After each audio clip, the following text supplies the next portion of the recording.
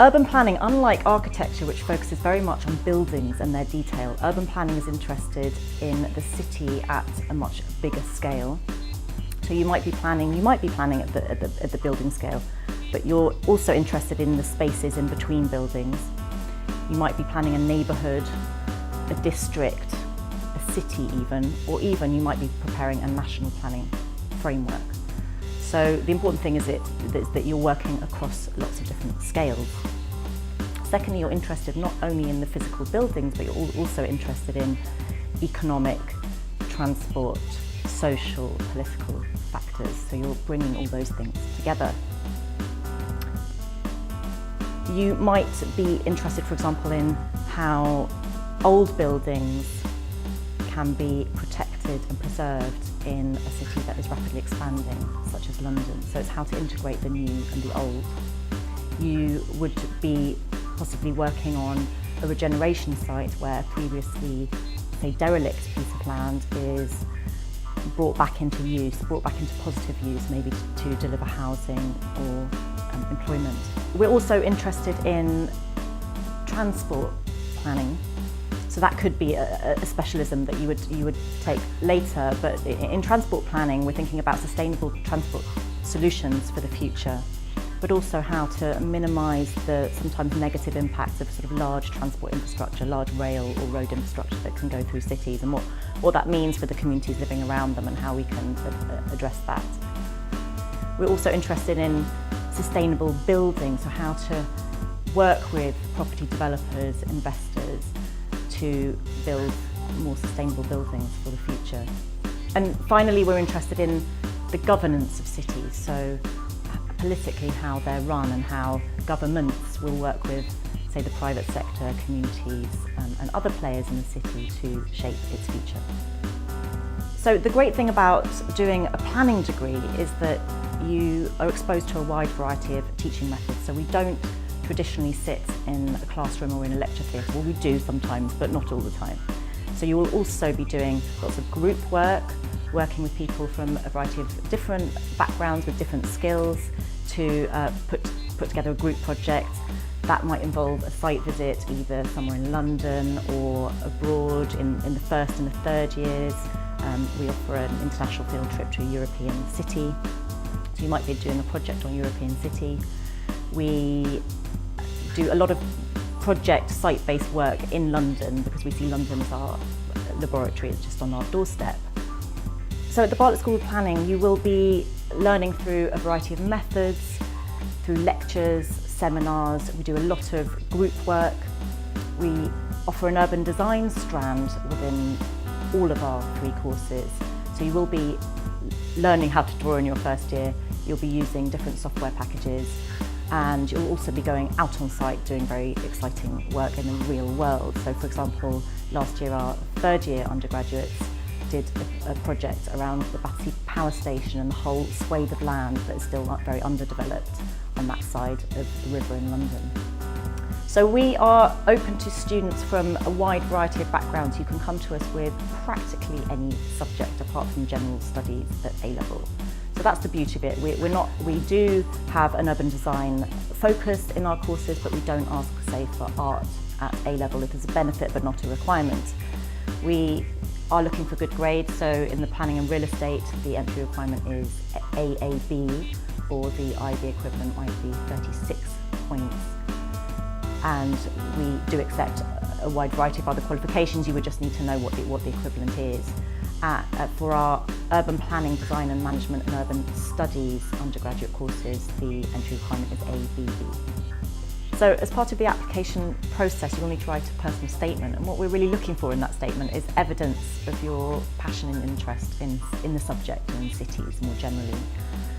You could demonstrate that, for example, by telling us a little bit about the books you might have read on the subject, any articles you might have read, any travelling that you've done that has particularly inspired you, any voluntary or work experience that you might have done already.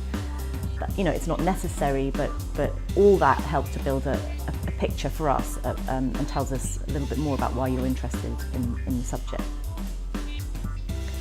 So we don't interview our candidates and we don't say ask for a portfolio, but we do invite you to a departmental open day, normally once you've received your offer. And at that open day, you'll just hear much more about what the department has to offer and a lot more detail about our courses.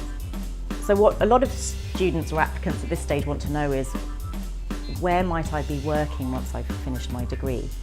One thing I should mention is that our courses, our urban planning, design and management and planning and real estate courses, are accredited by two professional institutions, the Royal Town Planning Institute and the Royal Institute of Chartered Surveyors.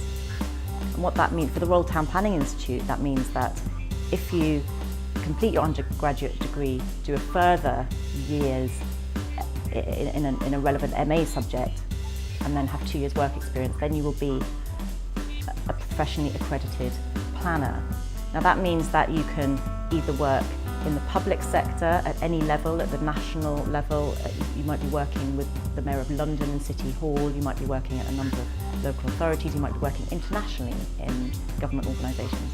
Or you might be working as a planner but in the private sector, so helping developers, for example, to implement their schemes and giving them planning advice which would help their schemes get through the planning system.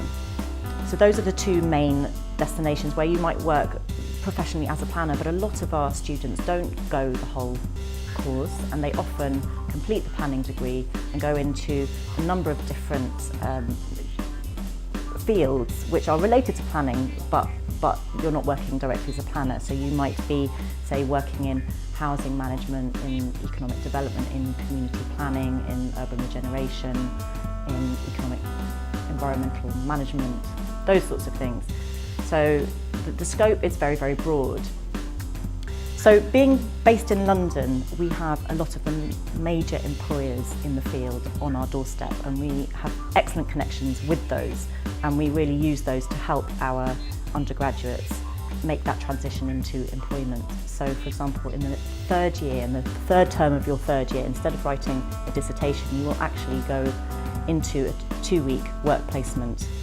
And it might be with a local authority in London, it might be with a large property development company or something like that, and you will gain the work experience that you need at that stage in order to make the transition into employment. A lot of our undergraduates last year, well I say a lot, 6 or 7 of the cohort actually did get offered employment following their work placement, so it really is a very effective scheme. There are also lots of opportunities for part-time and more casual summer type employment during your time here, which we really encourage you to take advantage of. So our 3 undergraduate programmes do have a lot in common. In all of them, we cover core modules on understanding urban change, so that's more the theory part. Managing urban change, which is more about equipping you with the skills to go out and manage urban projects in the real world. And delivering urban change, so this is where you will be doing more of your urban design and plan making, your more practical modules. So all of our students do those. But for example, our planning and real estate students then have a number of modules which are dedicated to them, more around, obviously around real estate, looking at appraisal and valuation, real estate management and that sort of thing. Our urban studies students, although the course is not accredited by the 2 professional institutions in the way that the first 2 are, they have the benefit of what we call sort of flexible studies. So in each year they're allowed to choose a number of modules across the university, so they can really build their degree to suit them a little bit more. So if you would like any further information about the course, any detail about the course structure, more information about all the different modules that we offer, or if you want to hear some snippets from students, a little bit about their experiences studying with us at the Bartlett, please do go to our website where there's a lot more information. You're also very welcome to email me personally at any time during the course of your application